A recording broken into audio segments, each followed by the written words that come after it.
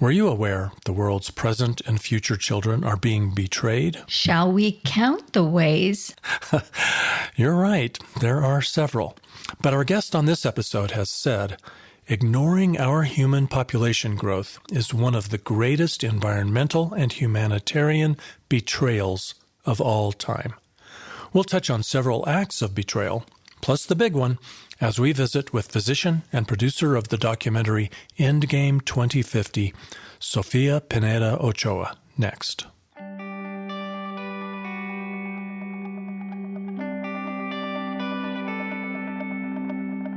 This is it, the Overpopulation Podcast, tirelessly working to make overshoot and overpopulation common knowledge. That's the first step in right-sizing the scale of the human enterprise at a level in sustainable balance with nature.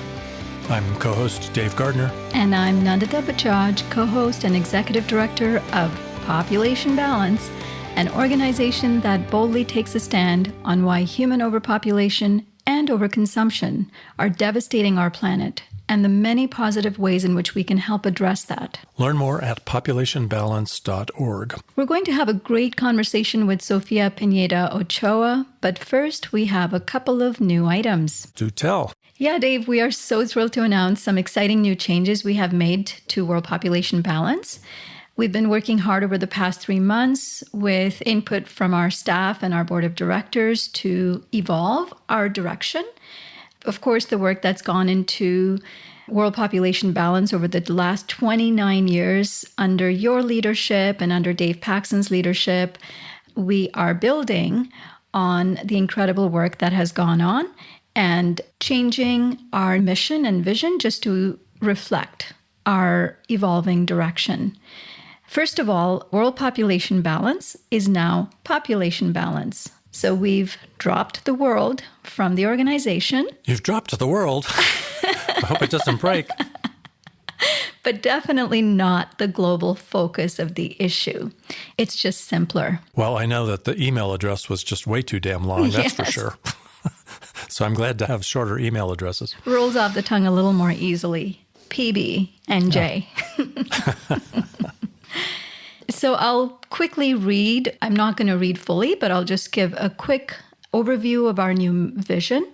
Our vision is we envision a future where our human footprint is in balance with life on Earth, enabling all species to thrive.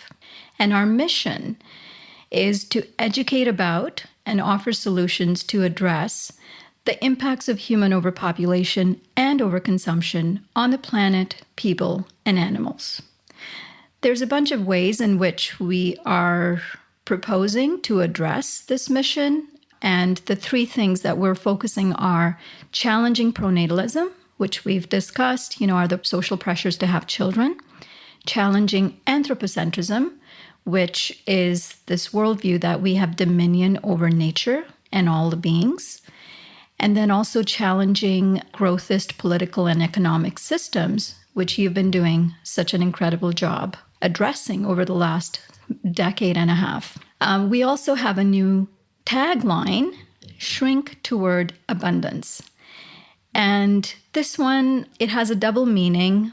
We're going for both our personal ecological footprint reduction so that we can experience simplicity and personal abundance, but also talking about shrinking our human population footprint so that we can allow an abundant Earth for all life.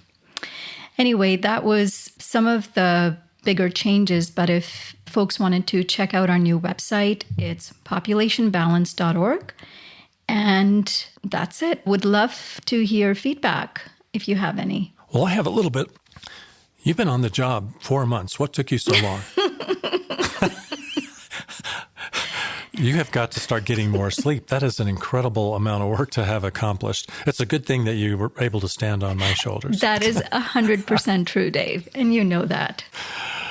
Yeah, it's definitely worth taking a look. It's the evolution continues, and it's kind of nice that we don't have to wait nearly as long for evolution in this case. So good work. Nice work. Thank you. Let's see. What else? Do you have any other news? We also are excited to welcome a new board of advisors. And today's special guest, Sofia, is actually one of the 8. And you can check out the others on our website. Very good. Also, I really want to give you a shout out, Nandita. You were interviewed recently by the Institute for Humane Education, and what a great interview that is. We'll be sure and put a link in the show notes so that our listeners can check that out. Firm evidence that you will be a very articulate and brilliant spokesperson for the cause. So thanks for that. Thank you, Dave. Yeah, it really helped that Zoe Wild, the founder and president of the Institute for Humane Education, has leanings towards overpopulation concern. And so, she's been really welcoming of this new message. And I was thrilled that she gave me this opportunity to speak about overpopulation in a way that really lines up well with humane education and the work that I'm trying to bring to population balance. That's great. A shout out to Zoe as well for that. So it's called We Need to Talk About Overpopulation, an interview with Nandita Bajaj. Link in the show notes. Last bit of news is that this will be my swan song. This is the last episode of the Overpopulation podcast in which Dave Gardner is officially a co-host. Dave. Boo-hoo. Was it the Shrink Toward Abundance tagline that did it? I've struggled with that abundance thing, but you're using it well, so no, that wasn't it. Thanks for that. I've been telling everyone I'm not going away, I'm not disappearing, certainly not disappearing from the cause.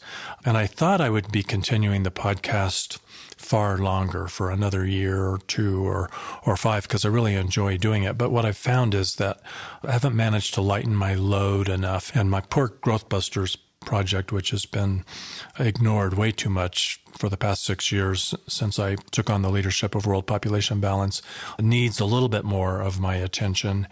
I'm still trying to get weekends off, so it's really more of a personal decision to lighten my load. And then it really is important for me to make sure that I leave lots of room for the next generation to do your thing. I've gotten plenty of chance to mouth off. I've gotten to mouth off for 65 episodes of the Overpopulation podcast. So I don't think people necessarily need to hear more from me. I really want them to hear more from you. So my sincere hope is that the Overpopulation podcast continues. And I will make this offer too. If you ever want to invite me back as a guest co-host or a guest once in a while, I would be glad to pop back in every once in a while. Well, thank you for that, Dave. And I have to emphasize how sad I was to hear about your decision to leave. But I totally understand that you are also eager to serve the other needs for Growth Busters. I have to say, if I haven't said that enough, that listening to your podcasts over all these years were truly a source of sanity, relief, humor, when everything else around me was mired in greed and materialism. And, you are just such a gifted podcaster. And your episodes, I have found, not to be just educational, but also a form of advocacy, where you weren't afraid to call out organizations that were in denial of this issue. And that's what really I admired about the Overpopulation podcast, is the bold, courageous message peppered in with your incredible humor. I am so much going to miss working with you. And it really is because of you that I ended up here at World Population Balance. It was about 10 months ago when we first had our chat, which ended up going on for an hour because we had so much to talk about sustainability. And then a few days later, you asked me if I could fill in for Erica, who couldn't make it as the co-host. And it was such an incredible honor to have been asked, and then to have been your co-host for these past 8 months. To answer your question, the podcast is not going anywhere. I am not going to let it. Yay. It is such a gem. And the staff and I will make sure that it's able to survive your departure. And we will do the very best we can to keep it going. Well, damn, I'm sorry to hear I'm not irreplaceable. No, thank you. Those were really very kind words. And gosh, I wish I could find a way. I really do. Because I think we were a great team. You stepped into that role. And really, I think Bajaj and Gardner will go down in history next to Abbott and Costello, Laurel and Hardy, Biden and Harris. Who else? I'm trying to think of some good duos. We're so modest. Lucille and Desi. Anyway, it's been a real pleasure. So it'll be really fun to see what you do. And you're bound to do great things without me being an anchor around your neck. Enough of the preliminaries. Shall we get with Sofia? Let's do it. So excited. She is a powerhouse of energy, and I can't wait to talk to her. Sofia Pineda Ochoa is a U.S.-based physician, originally from Mexico. Most importantly, she's the producer of a really great documentary called Endgame 2050, which was released in 2020. But she's also co-founder of an organization called Meet Your Future. That's a nonprofit dedicated to providing information about the health, environmental, and ethical implications of using and consuming animals.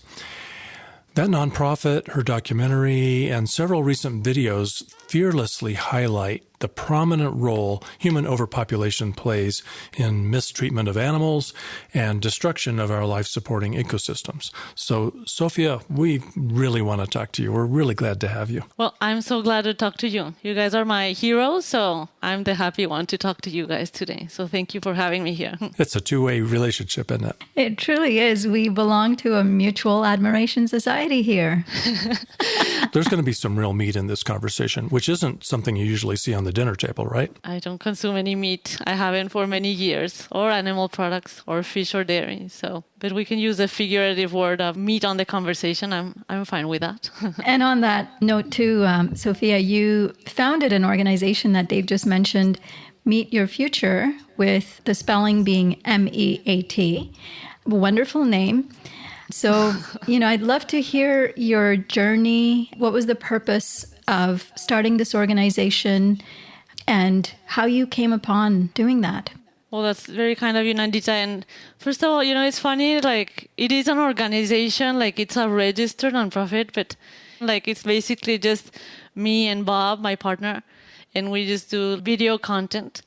And just the purpose is pretty simple. I mean, it's just to raise awareness because there's some very important and sometimes even like problematic things that I think people should be aware of more and that just don't bubble up to the surface like they should. And it's just a very, very humble attempt at like trying to, raise awareness in some of those issues. Mm-hmm. Well, we'll put a link in the show notes to the organization's website. Astonished that there aren't hundreds and hundreds of employees working behind the scenes. But isn't that the way on some of these really vital causes? It's really pretty small group. A little bit like population balance, huh? Yeah, it's you guys, and you know it. Like sometimes it's not a very popular message, And by the way, it may be changing the name of it to Endgame 2050 in the future. Its purpose was only to highlight things with regards to animal agriculture and the using and consuming of animal products and how problematic it is for the environment and for ethical considerations and all of that. But over time, like I started including more and more of other issues, like population, like waste, because it's all part of a bigger issue, right? It's all part of a bigger problem. And I mean, it's just not a popular message. And the same thing goes with population. I think that it's a very unpopular message, but even if it's unpopular, it's not a popularity contest. In the end, is it? It's not a popularity contest, and it is what it is. And you have to be honest and you have to be direct. And I mean, I believe that's the only approach that could have any hope of garnering like any change, like, being honest about the situation, not hiding under a rock, not sugarcoating the information and the data, because it's really a very difficult situation in which we find ourselves in. It's a very, very difficult, and there's no sugarcoating. Like it's really bad. Well, that's one of the main reasons we really wanted to talk to you today. You kind of came on my radar screen when you came out with that great film, Endgame 2050, and we'll put a link in the show notes for people to find that film if they haven't seen it. You can see it free. But you've been pretty prolific about creating videos since you put out the film, which has been impressive. And one of the things that has impressed me about those videos is your courage to speak the truth about overpopulation specifically. Well, you're too kind. You're too kind, Dave. But I mean, what else is there to say? You know, like, it is what it is. It's a very problematic situation. And we keep digging ourselves in this hole, like, deeper and deeper. And we keep not progressing in any of the environmental areas, in any of them. From animal agriculture, which is what I used to only focus on. Now I still focus on that, but it's not, only on that. But from that to plastic waste to the CO2 emissions, and even like you see all the reports coming out and people are like, oh, this new report, like it says code red for humanity. But yet I see the report and I see a lot of ambiguity with regards to, like, what are the concise problems and what can people really, really do? And with regards to population, And so that serves nothing. That serves no purpose if people don't have a concrete understanding of it, because it's already, even if they do, I think it would be very hard for us to take the necessary steps. So if they don't even have the clear idea, well, how are we going to ever get anywhere? Yeah, I don't think you hear that articulated enough. It's kind of like, have you ever wondered why you aren't making any progress? You who are trying to preserve forests or preserve biodiversity or tackle climate change. Gee, how's that going? Yeah. It's not going well. In any area. And Sofia, that's what I've really admired about you over the last few years of getting to see your work is, you're working as a physician full time. That's your profession. And then you woke up to this, animal agriculture issue all these years ago. And you just went in, full-heartedly and you started fighting for the cause. And then you found out about overpopulation and then you started creating these videos trying to basically fill the gaps where you're saying some of the, scientists and environmental organizations or NGOs and governments are failing to point to what really should be done. And I just find it so admirable that you just took the understanding from where you were at and you started talking to people. And it's truly inspiring for me because sometimes I can find myself getting caught up in letting perfection be the enemy of good. And I just love that, every couple of months you come up with a new video and it's incredible. It's not incredible, Anita, but thank you. But yeah, I mean, it's just, there's some things that are so obvious, you feel like, and of course you want to do the research, you want to see the nuances, you want to, do that. But like my training is in medicine. It's not like in environmental, degrees, but yet still there's some things that are really, really obvious that you don't have to have, and that the reports, they're so widely available. And you can see the IPC saying, it's funny, when I released the film Endgame 2050, the World Wildlife Report, the LPI index, that they said, 50% of wildlife had disappeared in 40 years. And I was like, wow, that's such a serious thing. It's in my lifetime. It's in this very short period that I've been alive, and already 50%. But already, since I released the film, there's been another new report that I think, what does it say? I think it was 68% in 50 years or something. It's not a square numbers in years, but gosh, it's really bad. This is really concerning. And why isn't everyone talking about this? And you mentioned, the last video I did was a little bit, not snarky, but it was meant to be a little and that's how I feel, really. Somebody told me, oh, it's so heavy-handed. Why do you say that? It was called the betrayal of ignoring human overpopulation. Mm-hmm.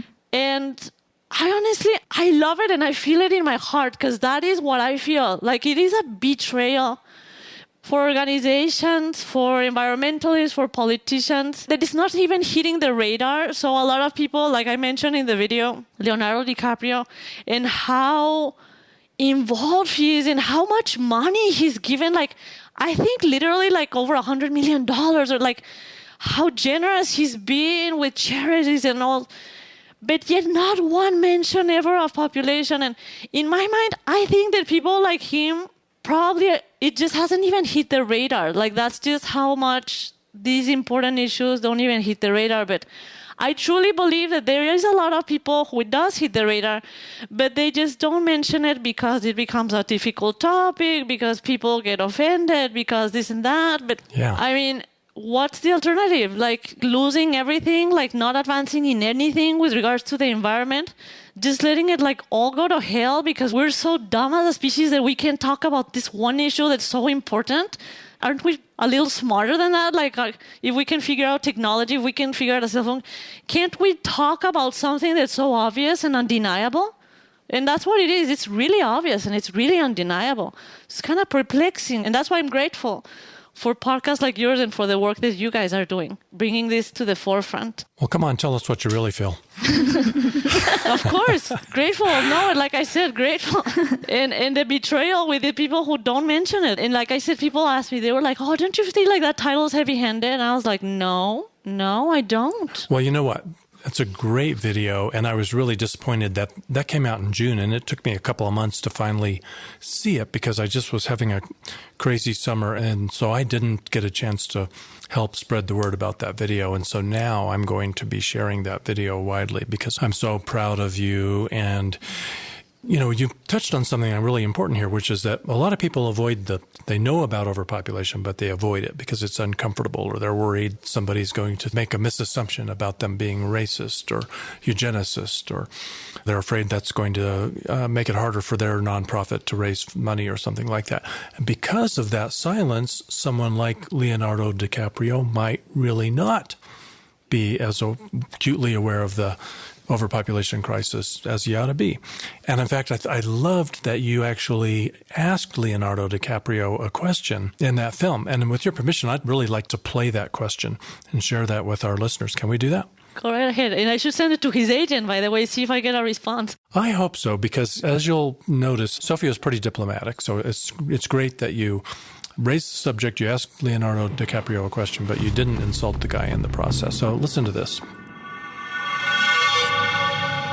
But despite the direct effect our growth is having on the environment and biodiversity, most environmentalists and environmental organizations appear to be unwilling or unable to talk about it. Take Leonardo DiCaprio, for example. He is very outspoken about biodiversity loss. He genuinely cares deeply about other species and the environment. He donates a lot of money and does a lot of work to try to stop species from going extinct. And I, for one, am very grateful and filled with admiration for all the important work he does. But I don't think I've ever seen Mr. DiCaprio recommend that we have fewer children. Of course, I don't have the pleasure of knowing him, so I don't know why he doesn't speak about it. But if I could, I'd love to ask him, Mr. DiCaprio, do you think the other species you rightfully care so much about stand a chance if we continue the kind of population growth we are having? Mr. DiCaprio also advocates for the forests in Brazil. And I'm glad he does, because thousands and thousands of acres are being torched and turned into farmlands every day. An area equivalent to 987,000 football pitches was deforested in Brazil in just 1 year. But my question for Mr. DiCaprio, and for all of the environmentalists who are silent about population, is: do you believe those beautiful forests in Brazil, in Indonesia, and elsewhere stand a chance of remaining as forests when we have a global human population that is growing by a new Germany every year? Do you think that the fact that we grow our numbers by a net growth of 1 million people every 5 days has no relationship with the relentless deforestation we are causing and the death and suffering of so many species who are losing their habitats? It makes my hand tremble just like to think. That was incredible. That was so powerful to hear. Nandita, you're so kind. You know, in the comments I just saw like 2 days ago, somebody said, "Why so emotional?" Like so, and it's like they're right. You know, I get so emotional, but I really do feel it. Like even just feeling right now, like my hand starts like, because I just feel so upset about it. Like it just makes my hand tremble. It really does. Well, thank you. Thank you for that. So I expect you're going to get an answer from him at some point. Will you please let us know when you do? You know, it costs nothing to send it to his agent, so I'm going to actually go ahead and send it to his agent, see if he has any reaction. But I'm guessing they won't. But I'll still send it, see if by any chance they can forward it along and maybe he can think about it. Because no, like the answer is no. For the question posed, you guys and I both know that the answer is no. Like, it's not going to remain anything as forest, you know. And when we say, like, what does it have to do with the death and destruction? Well, it has everything to do with the death and destruction. And that's a very real thing. It's not something like intellectual, you know, or just some idea. Like, it's real pain. It's real death that these animals are facing. You know, it's real individual animals from elephant families that used to drink water in the hole after walking like 500 miles. So now they get there and, oh, guess what? Their little hole is now fenced off because it's used for farming, and then they die. You know? I read that the Swiss wildlife organization that said that in 31 years, the African elephant decreased by, I think, 86% in 31 years. Like, this is a crisis, you know? This is no time for anything other than just doing what we can and everything we can, you know? Yeah, and I actually truly love the name of the video because it's not just the betrayal towards other species, which I'm so glad that you are talking about because it often gets, you know, left off the conversation from even population discussions. But it's actually a betrayal towards human rights. The population growth that is happening is premised on exploitation of people. So, you know, it's not that we are asking for one set of rights to be upheld at the cost of another set of rights. We are saying addressing overpopulation actually lifts everyone up. People, animals, the planet. So I really do think that betrayal is the perfect word to describe what you're saying, because there's kind of this hiding behind surface ideas about what addressing overpopulation means. And the surface ideas are, you know, spread so widely, so prevalent in environmental circles that, like, as Dave, you were alluding to, that somehow this means that we are trying to employ some kind of exploitative population control against certain types of people. And it's the complete opposite. Addressing overpopulation relies on upholding human rights and actually allowing people to be able to make free and responsible decisions about family size, which a lot of people around the world do not yet have. And they don't even have a clue that it's something that it should be on the radar, that they should like consider, that should be maybe like a good idea. Yeah. You know, and I made an effort to include that because there's this idea that it's somehow giving a pass to rich nations. Like I've seen that in, I don't know, it's just probably not very prevalent, but it's prevalent in like little like first world environmentally like journals or whatever, you know? And that was one of the points, even like why I talked about so much about the United States and the population growth here, you know, like even how it has grown and how unsustainable it is and how it's a worldwide thing. It's not specific about, you know, one country or another. Like we are just vastly unsustainable generally, you know, in the way that we consume resources unsustainably as well. But just from a purely population standpoint, even if we were trying to be very sustainable, I mean, there's limits to how sustainable you can be. And just the fact that even if we were all like herbivores, vegans, you know, which I strongly advocate for, and I think we should, and it would give us a break and more time to slowly, you know, over generations, like manage the population, let it slowly go, because that's how it's going to be, ideally. But just real quickly, you're saying that if most of us adopted a vegan lifestyle, that would lighten the load on the planet enough that we might have a chance to actually still be here by the time we've bent the curve and human population has gotten back to a sustainable level. Yeah, it's extremely important. And it's also, to me, it's kind of like a no-brainer because it doesn't require complex and expensive infrastructure and technology and laws and stuff like that. It's a very empowering thing that people can do on an individual thing, starting with their own very next meal. And it's pretty non-controversial, like the impact that animal agriculture has, because of the fact that it's so inefficient to bring the energy from the ground to the plants, from the plants to the animals, from the animals. Like, it's not a controversial thing. Like, it's a super inefficient situation. So I think that's a no-brainer, So it's not the only thing we need. We also obviously need to be honest with ourselves about how our population is simply just not sustainable, and we need to understand that and work towards that in a human rights approach and in a human rights approach way. But the thing with consumption, we can like chew gum and walk at the same time. Like there's this like dichotomy, like, and I've heard, and some people have told me like, I've heard it from both sides, like, oh, you shouldn't be talking about veganism because that just makes people think that if I just address that, then, nobody has. I was like, no, like, that's not what I said. Like, that's not what I said. Like, you can hear the thing, and that's not what I said, but, and the same thing from the others. I don't know. Everyone just loves to, like, create, like, drama and, like, no, that's not the way, and this is the way, everyone loves that. But, yeah, we can chew gum and walk at the same time, and the situation is so bad right now. Like, we have to honestly just do what we can, and I think both of them are necessary and very important. But I just want to say one more thing, like with that, like I fully understand, like some people say, well, it's because of our size of the population that animal agriculture is such a devastating thing. And obviously, I fully understand that. From a purely environmental standpoint, not from an ethical standpoint or a health standpoint, and I believe those two to be very important as well. But if for a second, for just an exercise, we say, okay, just from a purely environmental standpoint, if we had not grown our population so much, yes, it would probably not be such a problem. But you know what? We did. We did grow so much, and now we're 8 billion people. Here we are. So it's not like we can say, well, like 300 years ago, 500 years ago, our population was whatever it was back then. I know 10,000 years ago, it was 1 million.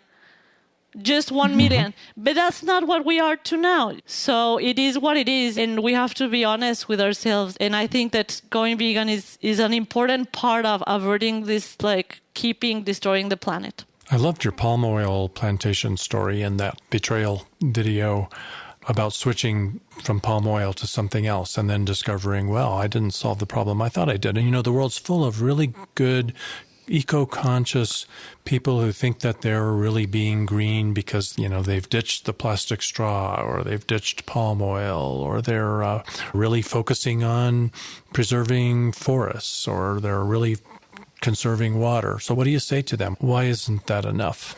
Because the bottom line is when we have 8 billion humans, there's basically nothing that's sustainable. I chose that example because you see that how we get like so narrow-minded and we just focus on just one little thing. Like, oh, palm oil is becoming a problem. Let's all make a fuss out of it. Let's boycott this project that has palm oil or whatever. And, obviously, and I did mention in the video, like the less processed food, the better, even if it's, without animal foods, if it's vegan food, like without processed foods, it's like less energy and less resources, and it's the better. But the thing is, like, the other oils, as I understand it, are less energy efficient than palm oil. So this situation about boycotting this thing or another is, as you can see, it would probably be an equally bad disaster or perhaps even worse. Like if we, it's like no palm oil, like only coconut or soybean oil or whatever. And so when we have 8 billion people, there's really nothing that's sustainable. And that's why I also mentioned avocados. Mm-hmm. And because I am from Mexico and I really have seen so much devastation in Mexico. I didn't get into it because the length was already so bad, but the problem that Mexico is having with water because of all the avocados that are being farmed and exported is really severe, and I'm going to put that in a future video. So dang, I need to give up guacamole. Is that right? I mean... In addition to solving the overpopulation crisis. I don't know, Dave. Don't speak in binary language, Dave. Yeah, I don't know, Dave. I mean, that was an example that I used to highlight that everything is an example. But if I tell you, well, toilet paper is a problem, and you tell me, well, I'm going to give up toilet paper, well, I would tell you, well, don't give up toilet paper. In the end, you can't just not consume. I mean, it becomes very challenging, like if everything, it creates such a big problem. But I don't know, Dave. I don't know the answer to that. I will tell you that I do consume avocados, but I don't consume any animal foods. But it was just a point to say that, to highlight how every product, and that's what I mentioned in the part of the avocados, stop saying this or that. It's all unsustainable. It's all unsustainable. And it's causing serious problems to the people in Mexico, to the people in Peru, I highlighted with the fact that whatever stuff that they're exporting, to the people in Africa who are exporting cacao. Their forests are being slashed. And so stop with this denial. Just stop it. Yeah, I think the point is you can be silent about overpopulation as long as you give up avocados, no more toilet paper, no more vegetable oils, no more plastic. There's 2,000 things that you have to give up and that we have to get exactly right if we want to ignore overpopulation and have 8, 9, 10 billion people walking the face of the earth. Not even. I don't think not even. Because, okay, no more this, no more that, but no more house, no more concrete, no more schools. No cars. You're not going to go to a hospital. No more infrastructure. What do you think that cement doesn't emit CO2? You think that having 80 million additional people per year, you don't think that that's going to increase the CO2 emissions? For whatever infrastructure is needed? And so, no, not even. Even if you were just going to live with no clothes, and that's impractical. That's not really. So no, I don't think anyone gets a pass. Anyone ever in anywhere. It's just and the reason why nobody gets a pass on this, or I don't mean it in a mean way. It's not that nobody gets a pass. Why everyone I think should be very strongly raising awareness about this is because, like you said, there's no progress being done in anything, even though it looks like there is. And I actually wrote an article for Population Matters about animal products and how there's this illusion that the world is going vegan, and that animal products are decreasing and you kind of see it. You go to the grocery store and don't you see it? There's so much variety of plant-based products, which is great. And I love to see that. But what I don't love to see, and what also makes my hand shake, as you can see, a lot of things make my hand shake with emotion, is when I saw a report from the UN that they were projecting that in the next 10 years, dairy was going to increase by 20%. Where's the victory in that? Yeah. And the number of animals that are being slaughtered currently, which is over 70 billion, is supposed to go to 140 billion in another 30 years. In 50 years, it has more than tripled from what it used to be. And then in another 30 years, it's going to double on top of what it's at. So I'm with you that there doesn't seem to be really a downward trend when it comes to our consumption habits. And we often talk about on this podcast is consumption levels only seem to be trending upwards, especially as more and more people around the world are wanting to live lifestyles that Americans and Western industrialized countries have had for a long time. And you can't blame people for wanting to live a good life. It's part of the upholding of human rights to be able to allow everyone to live a sustainable life. But something's got to give, right? And that's what I'm really appreciative of, the passion that you're bringing to the urgency of the issue, is something has to give. And that is, we need to start talking about this issue, because none of the other issues are really going to solve the problem. And I wanted to add another thing about the start of the misinformation. It starts early on. So the betrayal doesn't just start with media and journalism and poor reporting. It starts in schools. I was an educator for over 10 years in high school, and I was teaching science and physics and climate change. And when it came to solutions that students could undertake, actions they could undertake, we were still teaching them, at least the textbooks, talking about changing light bulbs, hanging your clothes out to dry, using cold water in the laundry, and all of the good things that are good, eco-conscious things to do. But when you compare them to other actions, such as moving to a plant-based diet or not owning a car, the thing we talked about in climate change in our science class is, moving to an electric car because you must have a car. And having small families, zero. No mention of the population impact. 99% of the things we talked about were the tiny, low-impact things that you could feel good about. And then 1% was about, clean energy and electric cars. So it's hugely prevalent in society, and it starts at a young age.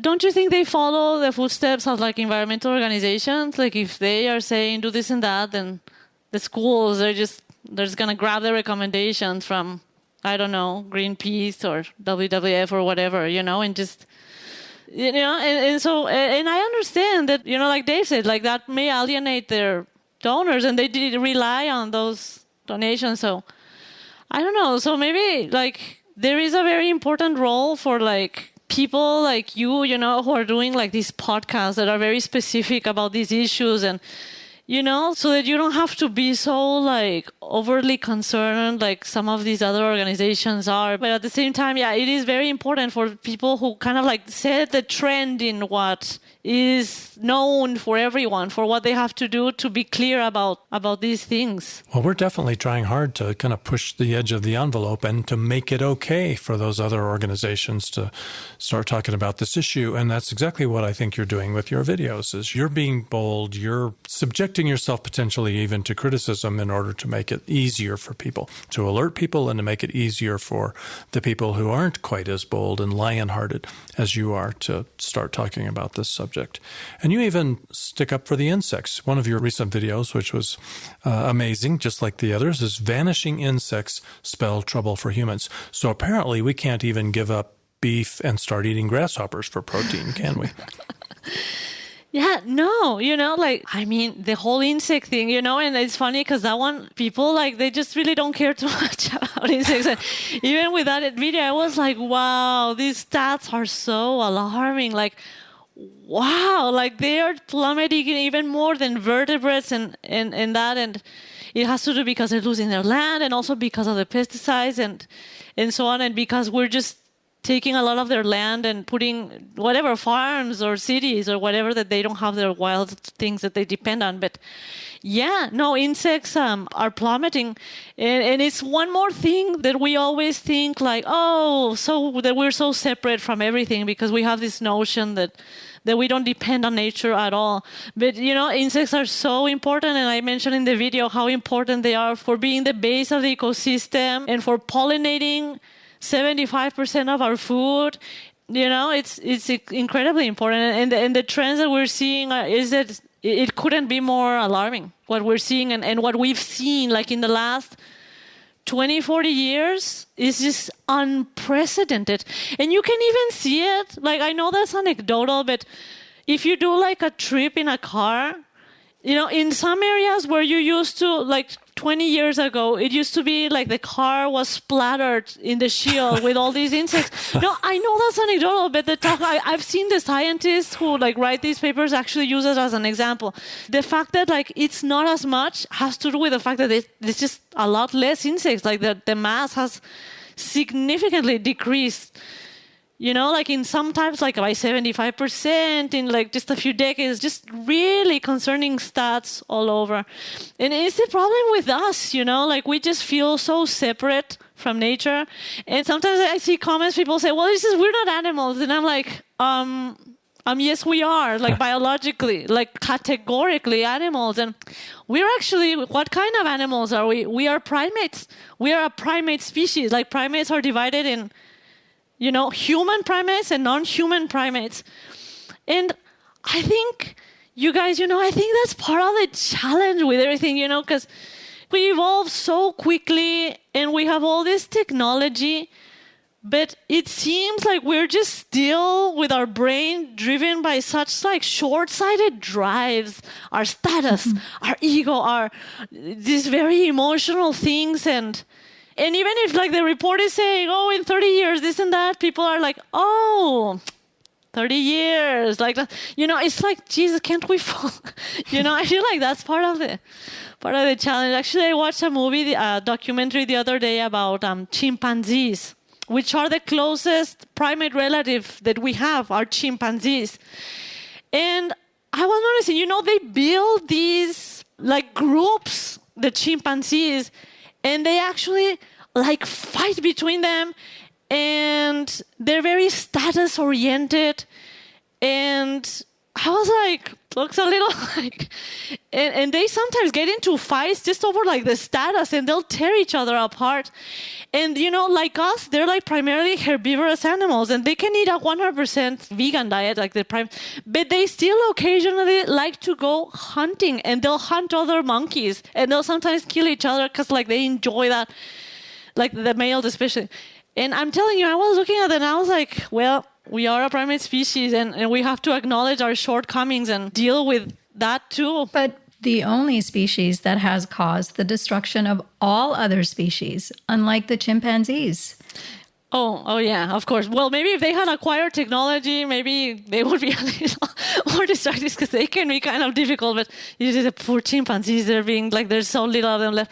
But yeah, I mean, we acquired technology and we're so efficient at extracting resources, but we're just up here, we're just not that great, and we're, like they say, sawing the branch that you're hanging from, or whatever that saying says, and yeah, no other species has caused a mass extinction like we have, and there's no mass extinction other than in recent history, apart from what the dinosaurs had with an asteroid that hit the planet. I mean, our little harmless habits, everything looks so harmless, you look at me with my little hands.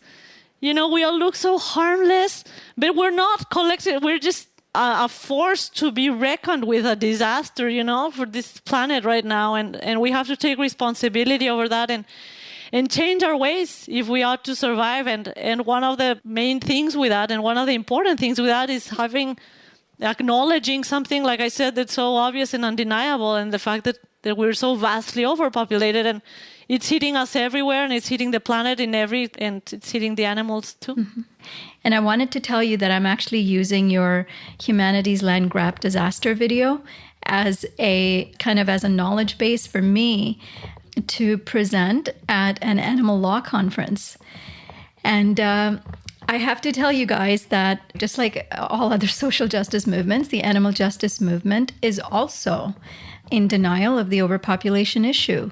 And with us being animal advocates and being sustainable population advocates, it can be really frustrating when people believe that veganism is the pinnacle of animal liberation and not realize that the impact of having children and a larger population is 60 times, 70 times more impactful, more harmful for animals than not eating animal products or using animal products. And for the longest time, it was really difficult to get into the animal justice movement. And I have to give a shout out to the Animal Legal Defense Fund for accepting my proposal when so many other organizations declined it. And I'll be using a lot of the sources that you have cited in your incredible video, which I also use on our website to help make the connection for people who are coming to, the overpopulation issue from the animal protection standpoint, is that the data is irrefutable. So, I really do think that the short videos allow you to then keep adding more and more information as you learn more. So it's a brilliant idea. And one more thing, as an educator, it allows people to use those videos in classes. When they're shorter, 20-minute long, you can put them in your lesson, watch it, and then have another, 40 minutes to discuss and plan your class around that. So keep up the amazing work. I'm so grateful for the feedback because, I actually have been in a mode of analysis paralysis for the last few months because my next video was going to be about water. And I have so much stuff about water. So water and overshoot.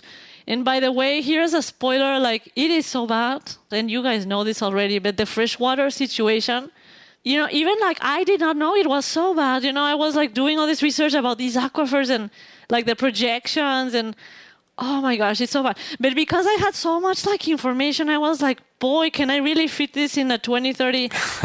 And I was should I venture and do it? But I feel exhausted just thinking about doing a feature. But now that your feedback actually and I had been pointing myself towards no, I'll just do shorter videos 2030. And I'm glad that you shared your thoughts with me. That's really helpful. So now that you mentioned, so then that's going to be the next one, It's going to be one about water. It's going to be about overshoot. It's going to be about how it's hurting the animals. It's going to be about how it's hurting populations. And I'm going to talk about the Mexican example. Boy, is it a problem. They're even having a lot of earthquakes in that part where they're producing the most avocados because they're draining all this water from underground sources to grow all these plants and export them. It is bad, but anyway, another happy video, happy video. It's your research is impressive, and I found myself taking notes as I watched the videos. We're going to put links in the show notes for all of these videos, and of course, we'll make it easy for people to find your YouTube channel. So you should be in a perfect world, you would be one of the top influencers on YouTube, and maybe it will become that way. In a perfect world, I would have millions and millions of followers and millions of views on each video, but I'll keep doing it. Yeah. And you're not in it for the money, obviously. So thanks for what you do. Well, thank you guys for what you do. We're all doing it for the same reason because we're so worried, I feel we have a moral responsibility to do what we can, Sometimes you can't. Mm-hmm. I know at a certain point in my life, I would not be able to do anything when I was just worried with, getting by and just getting my studies done. And so, I think we all have the obligation to do what we can. But I know that it's because it's such a difficult situation. It's, it's challenging. Code red indeed. All right. Sofia, thank you. You really are a hero, a champion, and keep up the good work. You guys are the heroes and the champions. And Sofia, as the newest advisory member of Population Balance, welcome to the team. I'm thrilled to have you as a partner and a supporter, and I'm sure we will have lots of collaborative things that we will work on. Well, thank you for the Spanish. You would say, gracias por la confianza. Thank you for the confidence, and we're struggling with the translation for that. But I love the work that you guys do, and so thank you for including me, and anything you can think of, Nandita, just let me know. You bet I will. All right. Wonderful. I'm pretty beat, but pretty jazzed after having that conversation with Sofia. So am I. What an energetic conversation that was. I'm feeling excited and energized by it all. And, also the urgency that she expresses. She talks about her hands are shaking from anger of people not taking this seriously enough. It's very powerful to have that visceral response from somebody.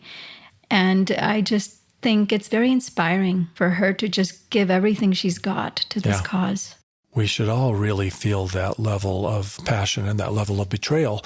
Human civilization in general, but all of the suspects that she mentions are betraying the children of the world today and betraying the next generation and the next generation. It's pretty serious betrayal. So her alarmism isn't misplaced, that's for sure. Yeah. So be sure and check the show notes for links. We'll include links to her several videos and the film, which is free to watch, and Meet Your Future, the website that started it all.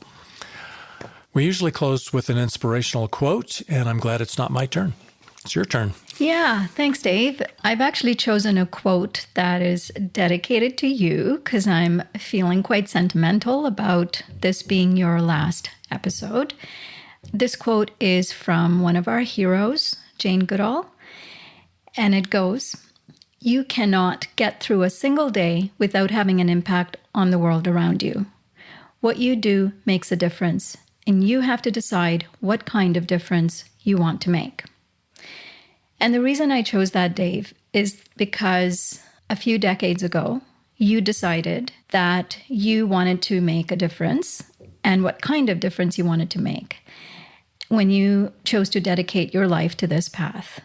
And I want you to know that you have been a tremendous source of inspiration to me and to countless others in taking this road, definitely less traveled, and leaving behind such a great legacy. I'm going to miss you. I really admire you, and I hope we are going to continue working together on the same path. Wow, I really am honored, and yeah, thanks. I don't know what to say, but I know we're in good hands. So I know what I'm going to say. Something really serious. I have a good, serious response to that quote. I'm made of rubber, you're made of glue, bounces off me and sticks on you. Did you ever say that when you were a kid? I did not. Yeah, that was the thing when somebody insulted you, that's what the kids would say. So that quote really does apply to you, and it will continue to apply to you. So you might want to frame it, put it on the wall, and put your name on it, because we're going to be counting on you. Well, isn't it great to belong to a mutual admiration society? Yeah, great for us. I hope the listeners can shovel the sugar out of the way and get on with your lives after you've listened to this podcast. But there's a lot of love going on here. So it's been a great ride, and I don't think the ride's over. It's just changing a little bit. All right, well, that's it for this edition of the Overpopulation Podcast. I want to thank you, as always, Nandita, for the vital work that you and the staff at Population Balance are doing. Thank you, Dave, for your incredible leadership over all these years and for giving birth to this incredible podcast. Visit populationbalance.org to learn more about how we can solve world overpopulation. While you're there, click on that donate button and make sure Population Balance can continue important initiatives like that pronatalism webinar and this podcast. Did she mention the donate button? I think I missed it. Click on that. Click on that.